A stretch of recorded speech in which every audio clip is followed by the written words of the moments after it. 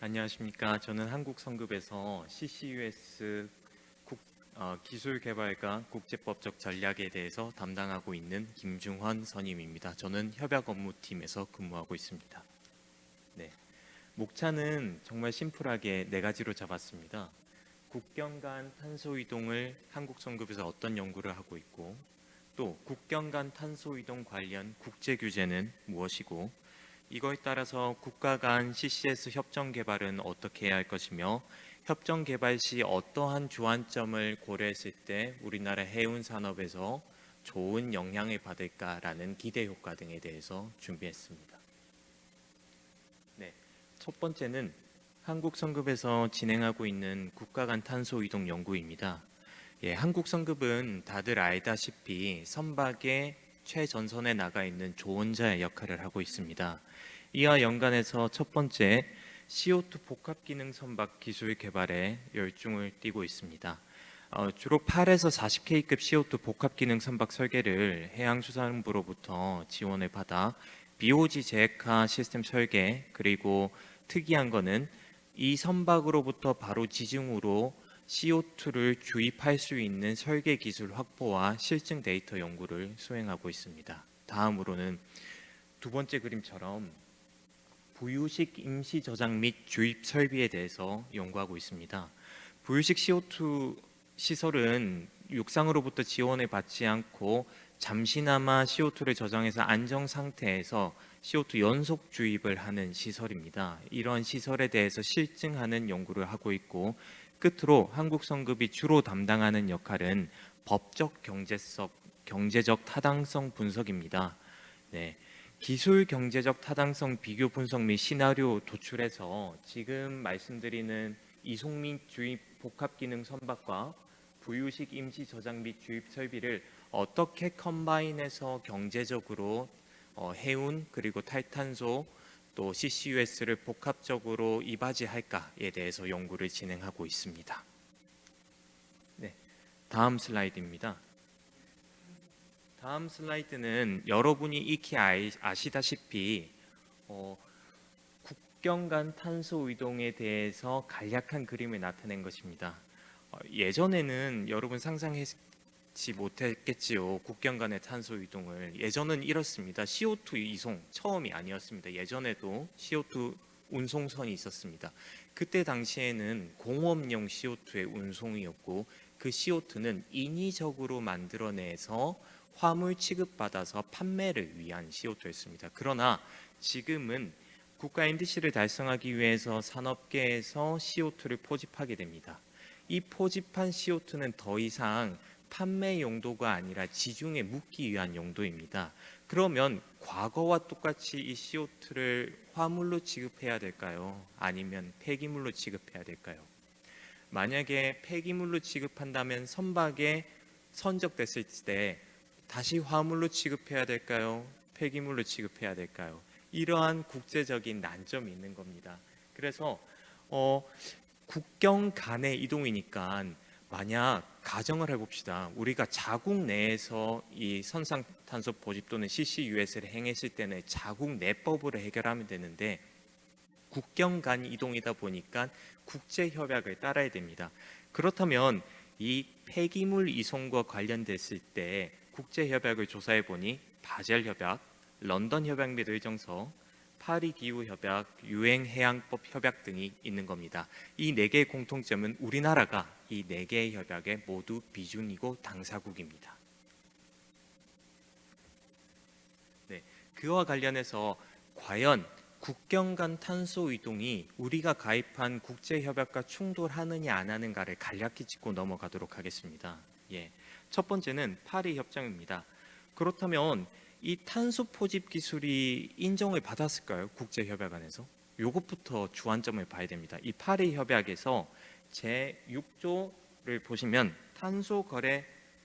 제6조 2사항을 보시면 탄소 포집 장치 기술을 인정했습니다. 이것 또한 국제 기후를 변화를 막는 기술로 인정을 해서 폐기물을 생산하는 것이 아니라 오히려 국제 기후를 보호하는 기술로 인정을 받았고, 제6조를 본다면 시장 메커니즘을 이용해서 국가 간의 탄소 거래, 즉 국경 간의 탄소 거래도 허락한다라는 게 파리 기후 협약에 명시되어 있습니다. 다음으로 넘어가 볼게요. 유엔 해양법 협약을 볼게요.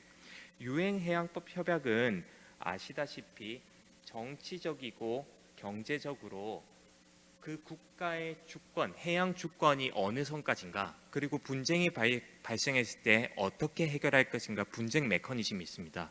여기서 뭐 대륙분 권한도 있고 영해 권한도 있고 다양한 이제 분쟁을 해결하는 아이템들이 있습니다. 그중 제 194, 195조를 보면 초국경적 피해를 방지해야 된다는 게 있습니다.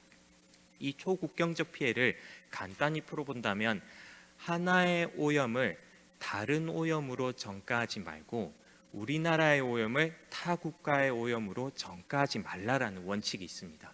그렇다면 우리가 이 CO2를 폐기물로 봤을 때 이게 오염일까요? 아닐까요? 인간에게 유해할까요? 아닐까요? 라는 거 있지만 다행히도 이 유엔 클로스, 즉 유엔 해양법 협약 안에서는 이 CO2를 오염 물질로 분류하지 않아 이 협약에도 배치되지 않습니다. 끝으로 바젤 협약입니다. 바젤 협약은 인간과 환경에 유해한 영향을 끼치는 폐기물에 관해서 국가 간의 수입 수출을 금지하는 겁니다. 단 수입을 할 때는 국가의 허락을 맡아야 됩니다. 누가? 기업이 국가의 허락을 맡아야 됩니다. 이 유해 폐기물을 다루는 바젤 협약조차도 부속서 1, 2에는 CO2를 포함하지 않고 또한 국가가 CO2를 포함해야 된다고 IMO에 선언하는 순간 이게 폐기물이 돼서 바젤 협약에 배치될 수도 있지만 여태까지는 다행히도 IMO를 통해 신고한 국가는 없습니다. 네, 그럼 이제 한 개 남았죠. 런던 협약의 의정서입니다. 런던 협약의 의정서에 대해서는 다음 장에서 더 제대로 보도록 하겠습니다. 결국 한 개 남았단 말은 이거에 대해서 중점적으로 하고 요거에 대해서 협약 어떻게 하고 이거와 관련돼서 전략을 어떻게 짜겠단 말이랑 똑같지 않겠습니까? 네, 런던 협약은 1976년에 만들어지고 폐기물 및 기타 물질의 투기로 인한 해양 오염 방지에 관한 런던 협약이라고 명시되어 있습니다. 네, 처음 런던 협약 때, 지금은 의정서라 표시되어 있지요. 런던 협약 때는 이렇게 말했습니다. 부속서 1, 2에 나와 있는 물질은 무조건 버리면 안 돼. 그러니까 제한적인 범위였죠.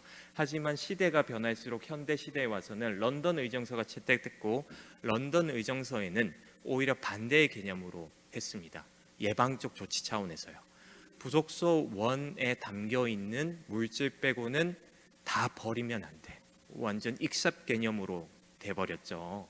네, 그만큼 더 현대적이게 강화가 됐습니다. 네, 런던 의정서에 그렇다면 처음에는 CO2 스트림의 배출에 대해서는 금지를 했습니다. CO2 스트림의 지중 저장에 대해서 금지를 했고 그 다음번에는 또 CO2의 트랜스바운드를 국경 간 통과도 의아했습니다. 하지만 2006년도 때는 첫 번째 개정이 이루어졌습니다. CO2 스트림의 해저 지질 저장 가능하게 됐고 뒷슬라이드에서 보이는 비중국들이 이 2006년 CP34에 대한 LP34에 대한 개정 비중국 당사국들입니다. 예, 두 번째 개정은 2009년대 이루어졌죠. CCS를 위한 국경 간 이동 허용이 드디어 런던 프로토콜에서 의정서에서 허용이 됐습니다. 그렇다면 런던 프로토콜에서 보내는 메시지는 이렇습니다. 기후 변화를 막기 위해서 너희들은 국경 간 탄소 이동해도 돼. 이 국경 간 탄소 이동은 IMO에 관할 조건에 있어. 왜? 해양 지중 저장을 하고 해양을 통해서 선박 이동을 통해서 하니까 IMO 런던 프로토콜 산하에서 너희들은 이걸 따라야 된다는 명확한 시그널을 보낸 게 2009년도고 2019년도에는 비중국이 너무 적다 보니까 이걸 잠정적으로 먼저 시행할 나라들을 위해서 2019년 당사국의 잠정 적용 동의를 했습니다. 그리고 드디어 2020년도 때는 첫 번째 양자 협정 체결이 되었습니다. 네, 첫 번째 런던 의정서에 따른 양자 협정은 덴마크, 벨기에, 핀란드가 CO2 운송 및 저장 협정을 한 것입니다. 이 그림에서 보면 요새는 트위터를 안 부르죠. X라고 부르지 않습니까? 이 X에서 나온 사진입니다. 2020년도 때 하니까 이렇게 큰 규모의 사인도 이제 온라인으로 했던 거죠. 온라인으로 하고 저 플란데르, 덴마크, 벨기에 순으로 이제 사인했다는 거 짠 하고 세레모니를 하는 겁니다. 네, 그때였죠. 그때 체결했던 것이 이 프로젝트입니다.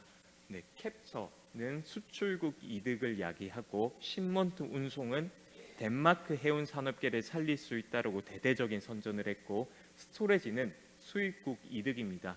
이렇게 금방 지나가지 말고 하나하나 좀 자세히 뜯어서 협정서에 어떤 효과가 있는가를 한번 보도록 하겠습니다. 수출국 이득부터 할게요. 수출국 이득은 벨기에가 수출을 합니다. 벨기에가 자기네들 NDC 달성을 가속화시키고, 또한 자국 내에 탄소 저장 시설을 마련하지 않아도 되니 경제적 비용이 절감이 되고, 또 덴마크의 석유를 채굴하기 위해 했던 기술 및 인프라를 그대로 사용해도 되고, 또한 시험적으로 자기네 나라의 국토가 아닌 다른 나라의 시행이 아닌 부담 없이 기술 및 인프라 개발을 할 수 있는 수출국 이득이 있습니다. 두 번째입니다. 덴마크 해운 산업계입니다. 여러분들도 알다시피 카타르 가스가 어떤 식으로 산업이 구성이 됐습니까? 여기서 잠깐 저도 깊이가 없지만 보신다면 CO2를 수출하는 사람이 배도 빌려서 CO2도 운송을 할 거다라고 생각할 수 있습니다. 저 받아들이는 사람은 우리 영토만 관리한다라고 생각을 할 수 있지요. 하지만 그게 아니었습니다. 카타르 가스도 가스를 수출할 때 다양한 나라의 선박을 받아들인 게 아니라 카타르 기국의 선박, 즉 가스를 판매부터 운송까지 카타르의 모든 인프라를 활용해라, 우리 자원도 활용해라, 이 컨셉이랑 비슷합니다. 덴마크도 똑같이 차용을 했지요. 덴마크의 해저지질 저장소를 이용하려면 덴마크의 해운 산업계의 배를 써라 라고 했습니다. 그러면 해저지중 저장소를 이용하면 동시에 해운 산업계가 한번 부흥하기 시작한 겁니다. 덴마크의 오피셜에 따르면 90개 이상의 선주 및 해양 기업의 혜택이 돌아간다고 평가가 되었고, 이 선단은 이제는 대형 LCO2 캐리어를 발주하기 시작됐고 산업을 본격적으로 가속하기 시작했습니다. 네. 다음으로는 수입국 이득입니다. 수입국 이득은 덴마크겠지요. 덴마크는 총 저장 규모가 120에서 220억 톤까지 저장할 수 있습니다. 그거는 덴마크 1년 CO2 총 배출의 400에서 700배입니다. 400에서 700배. 그러면 400년을 쓸 수 있다는 거죠. 그래봤자 벨기에를 받아들여도 반으로 나눠도 벨기에나 덴마크나 200년이나 버틸 수 있는 겁니다. 그러면 덴마크가 기술 제조적으로 뒤처진 부분들, CCUS 산업에서 뒤처진 부분들은 벨기에의 기술 및 경험을 받아들이면서 축적할 수 있고, 탄소 시장을 유럽에서 선도할 수 있고, 탄소 거래제의 경제적 이득도 할 수 있으며, 기존의 석유 채굴 인프라를 그대로 할 수 있는 세 군데가 수출국, 해운 산업, 수입국인 윈윈윈 할 수 있는 프로젝트가 최초의 협정입니다. 네. 그렇다면 이제 당신의 전략은 무엇이오라고 이제 궁금하실 수 있습니다. 예, 배경을 이제 다 설명했지요. 그러면 이제 어떤 전략이 있는가? 그리고 과연 우리나라는 이 당사국들만 바라봐야 되는가? 인도네시아, 말레이시아, 뭐 호주는 예외겠죠. 호주는 곧 이제 당사국이 될 거니까요. 그러한 나라들을 바라볼 때 법적 근거는 무엇인가를 한번 살펴봐야 됩니다. 네. 다시 한번 말씀드리지만 우리가 런던 프로토콜을 사용해야 되는 이유는 국제항해하는 선박 사용을 위한 CCS, 이산화탄소 이송 및 지중 저장이니까 국제해사기구의 런던 의정서를 어쩔 수 없이 준수해야 됩니다. 하지만 우리가 어쩔 수 없이 준수해야 된다가 거기에 초점을 맞추지 않고 런던 의정서를 준수한 협정을 체결하면 어떤 효과가 있는가를 한번 살펴볼 수 있습니다. 첫 번째는 런던 협정을 하면 런던 의정서를 따른다면 비당사국이 참여가 가능합니다. 런던 의정서에 특별한 조항이 있습니다. 인도네시아나 말레이시아를 끌어들일 수 있는 조항이 있어서 우리가 지중 저장소를 더 확보를 할 수 있습니다. 그렇지만 런던 의정서를 따르지 않으면 결국 강제할 수 있는 국제 기준, 신뢰를 끌어올릴 수 있는 기준이 없기 때문에 런던 프로토콜을 준수한 만큼의 권한과 책임을 명확화시켜야 되고 법적 구속력을 확보하는 협정안이 개발이 되어야 합니다. 또한 이러한 CCS 프로젝트가 지중 저장을 하면서 다른 오염을 야기할 수도 있지요. 그렇다면 그런 거에 대해서 런던 의정서, 즉 협정문들은 이 예방적 조치로 오염 전가를 방지하는 방법들을 제시해 두고 있습니다. 이러한 적용들이 구체적으로 되는 것을 목표로 하는 게 협정 개발이고, 협정 개발을 통해서 비당사국 참여 가능, 구체적 규정 및 기준도 제시하고, 최적 비당사국을 선택할 수 있는 최적 저작 장소 선정, 예방적 조치, 그리고 함께 국제 협력을 통해 비용 기술 발전을 노릴 수 있습니다. 네. 다음은 그렇다면 런던 의정서를 기반으로 해서 당사국 협정문은 어떻게 개발했고, 또 당사국 비당사국 협정문은 어떻게 개발했냐, 그 개발의 기준이 뭐냐라고 여쭤보실 수 있습니다. 이것 또한 런던 의정서를 개발 당시의 고민이었습니다. 런던 의정서는 당사국만 한다면 진정한 탈탄소를 이룰 수 없다라는 의심이 들었지요. 그래서 이산화탄소 스트림의 처분을 위한 수출, 국가 간의 합의 또는 협정이 체결된 경우 선박 사용 이송이 가능하다는 전제하에 당사국으로의 수출과 비당사국으로의 수출로 나뉘었습니다. 첫 번째는 당사국 대 당사국 협정입니다. 당사국 대 당사국 협정을 보면 대표적인 예가 덴마크, 벨기에 협정문이 있죠.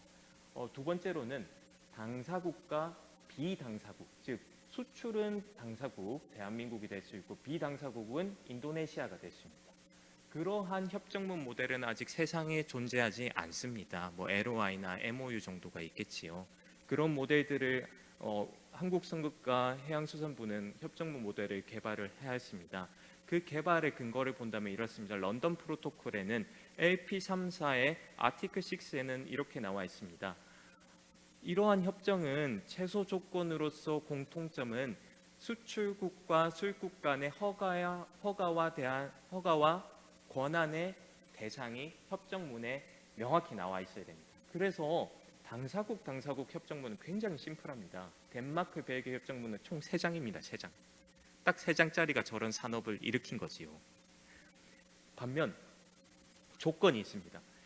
런던 프로토콜을 무조건 당사를 했다고 다 되는 것이 아닙니다. LP34, 즉 런던 프로토콜에서 CO2 스트림을 수출할 수 있는 LP34 비중국 11개국끼리 이 협정을 맺을 수 있는 겁니다. 당사국끼리요. 노르웨이, 영국, 네덜란드, 이란, 핀란드, 에스토니아, 스웨덴, 벨기에, 덴마크, 스위스, 대한민국이죠. 특히 이 노란 색깔은 이 LP34를 비준은 했지만 이 끝에 2019년대 잠정적 합의 때 빠진 국가들이 노란 색깔입니다. 네. 다음으로는 비당사국의 수출입니다. 비당사국의 수출에서는 최소 조건은 최소한 이 의정서에서 CO2 스트림에 대해서 오염을 일으키지 않는 조건들을 따르는 것과 허가 발급 및 허가 조건 사항, 이 런던 프로토콜 안엑스 2에 있는 허가 발급 및 허가 조건이 있어야 과연 우리가 어떤 컴퍼니에 이러한 CO2 지중 저장의 지분을 줄 수 있고 취소를 할 수 있고 모니터링을 할 수 있고 감사를 할 수 있다라는 것들에 대한 조건 사항이 나열되어야 됩니다. 끝으로 당사국이 해양 환경 보호 의무 저해를 금지하는 것을 비당사국이 부추기면 안 된다라는 것들도 나와 있습니다. 예. 그러면 앞서 말했던 것은 이런 사항들이었습니다. 그래, 덴마크처럼 산업을 일으키려면 너희 이 정도 최소 요건을 지켜줘 였습니다. 지금은 기술적으로만 다 바라보지만 제도적으로 얼마나 발전되어 있는가도 검증을 해야 됩니다. 그래서 우리 성급은 인도네시아를 대상으로 인도네시아가 과연 전장의 비당사국 수출의 허가 발급 및 허가 조건에 대해서 제도적으로 다 준비가 되어 있는가, 협력할 준비가 되어 있는가, 또한 한국은 이산화탄소 수출 관련 인허가를 다 마쳤는가, 제도적으로 이러한 것들에 대해서 주목을 해봤습니다. 네, 첫 번째는 대한민국 국내 규정이고 우측에 나와 있는 것들은 각각의 법률입니다. 첫 번째, 이산화탄소 포집, 수송, 저장 및 활용에 관한 법률은 이러한 산업에 대한 법적 기반을 제공하고 결국에는 인허가 및 지원 정책을 결정했습니다. 지금은 고시는 되었지만 결국 25년 2월 7일에 시행 예정입니다. 또한 아까 서두에 말씀드렸다시피 이 포집된 CO2가 화물이냐, CO 폐기물이냐 라는 의심점이 있었죠. 물론 런던 프로토콜에는 폐기물이라고 했습니다. CO2 스트림에 대해서. 한국 법도 결국 CO2 스트림 런던 프로토콜의 정신을 그대로 따라갔습니다. 시행령에 따라 CO2 스트림은 폐기물로 분류가 됩니다. 단지 폐기물 관리법의 일반 폐기물로는 취급을 안 할 뿐이지 해양 폐기물의 CO2 스트림은 폐기물로 분류가 했고 제7조 2항에 따라 CO2 스트림의 해양 지중 저장이 가능합니다. 자, 우리 대한민국은 제도적으로는 일단 CO2 수출을 위한 허가는 되었습니다. 그렇다면 반대로 확률이 높은 인도네시아는 어떤 식으로 준비가 됐을까요? 인도네시아는 MEMR, SKK 미가스, 프레덴셜 룰, 내셔널 스탠다드 4개로 조사를 해봤습니다. 예, MEMR은 에너지 광물 자원부 장관령입니다. 네, 이 탄소 저장은 결국 석유 및 가스 생산 분야의 CCS와 CCUS 적용 허용하여 생산성 향상을 목표로 하는 게 대입니다. 그 다음 또 이런 석유 산업 외적으로 발생하는 탄소도 지중 저장을 할 수 있고 또한 이송 수단으로 선박 등을 인정했습니다.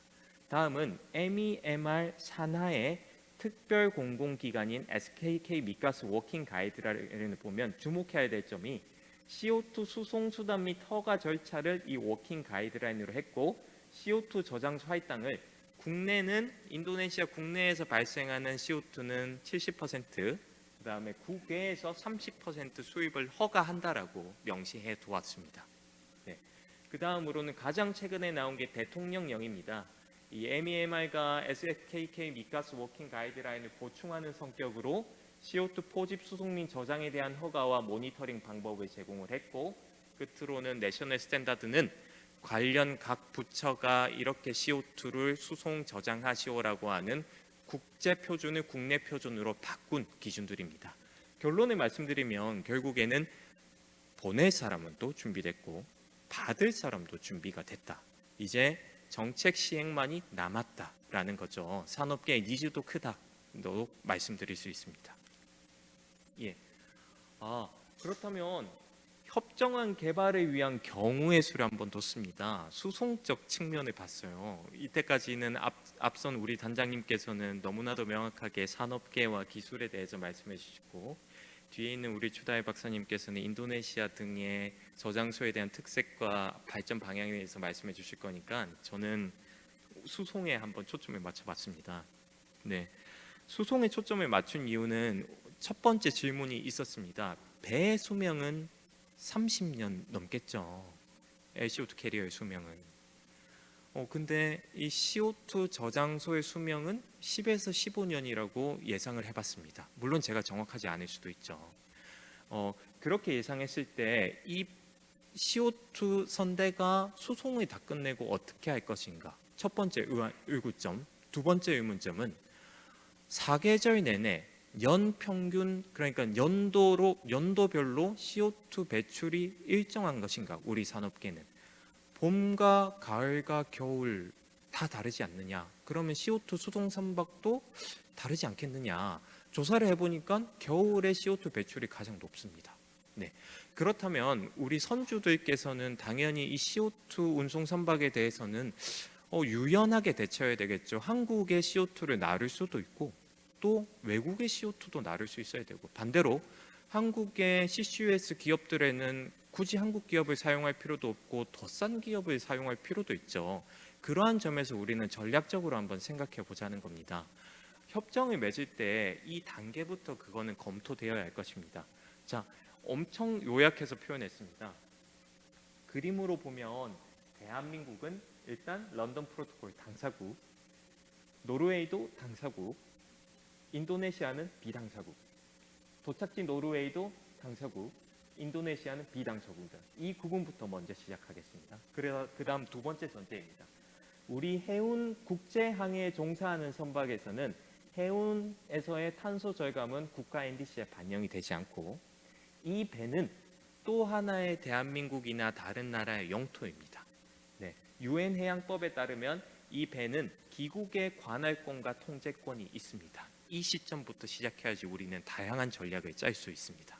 첫 번째, 수출 당사국은 당사국이고 수입도 런던 프로토콜 당사국이고 나르는 배도 런던 프로토콜 당사국이면 아무 걱정할 필요 없습니다. 아주 해피한 상황입니다.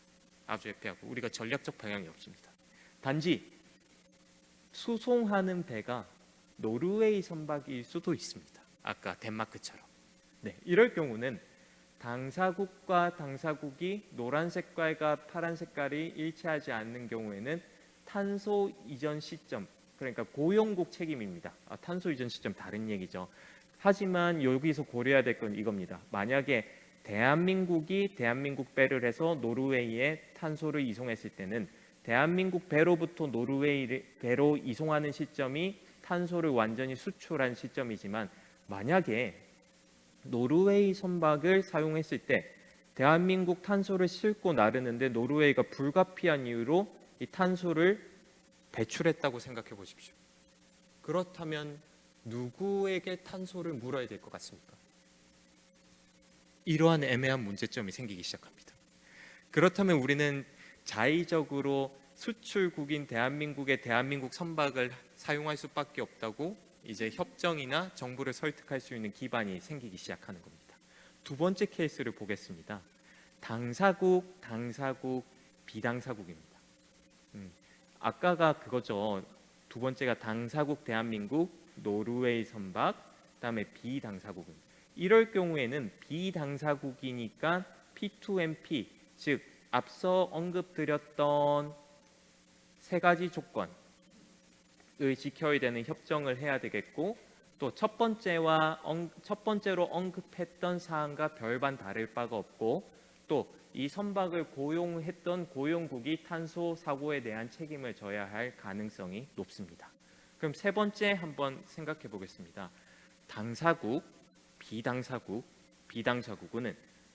수출과 수입이 당사국과 비당사국 사이에서 일어나니 P2MP, 그러니까 당사국 비당사국 협정이 되고 만약에 이 비당사국이 인도네시아 수출하는데 인도네시아 수송 선박이 아니면 기국인 또 다른 선박은 또 다른 나라라고 하니 비당사국끼리 협정을 맺게 되는 겁니다. 당사국, 비당사국의 협정에서 3자 협정을 맺을 개연성이 높아지는 겁니다. 이처럼 법적으로 굉장히 복잡해지는 3자 협정입니다. 하나의 나라도 설득하기 힘든데 그러면 세 개의 나라까지 설득해야 될까요? 우리가 과연? 이럴 경우 우리는 이런 말을 할 수 있습니다. 왜 우리가 미리 런던 프로토콜 당사국이 됐냐? 과거를 뒤집을 수 없어요. 탈퇴할 수 없잖아요. 그렇다면 우리나라 해운 산업, 한국 기국으로 등록되어 있는 선박들을 살리기 위해서는 이러한 점을 강조해야 됩니다.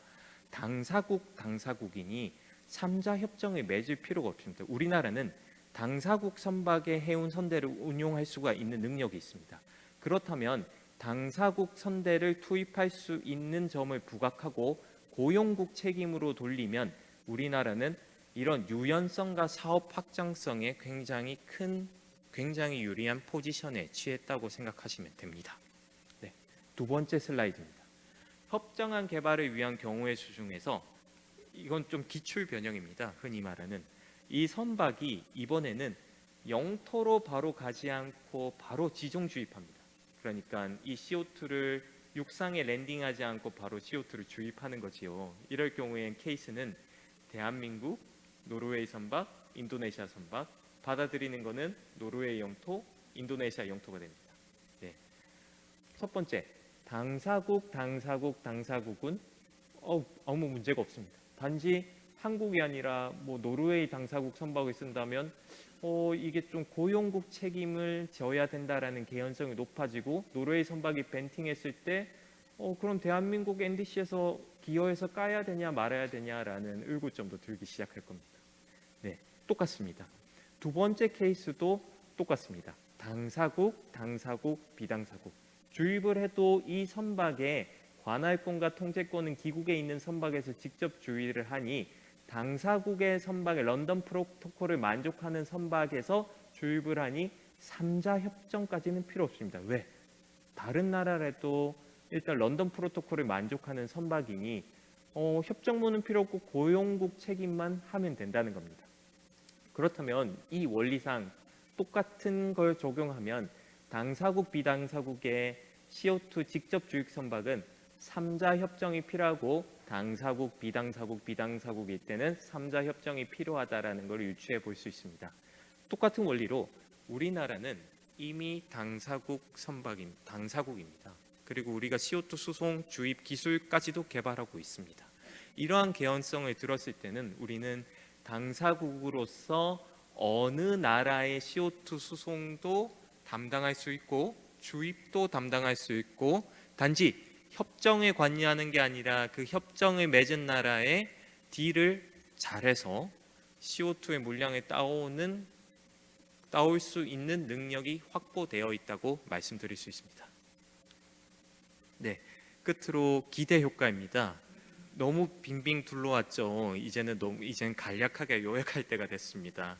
네, 비당사국 고려한 협정 개발입니다. 지리적 확정성을 바라볼 수도 있고 또한 수입국 자체가 런던 프로토콜의 규제에서 자유로워서 우리는 자유로운 규제, 유연성에 대해서 각국 상황에 맞춤 협정으로 경제적 신속한 인프라 확장 가능합니다. 또 비당사국, 특히 만약 우리가 확률이 낮을 수도 있지만 미국에 수출을 하게 됐을 때는 기술적 다양성 도입이 될 것이고 또 고급 기술 활용으로 프로젝트 비용 절감 및 효율성 증대입니다.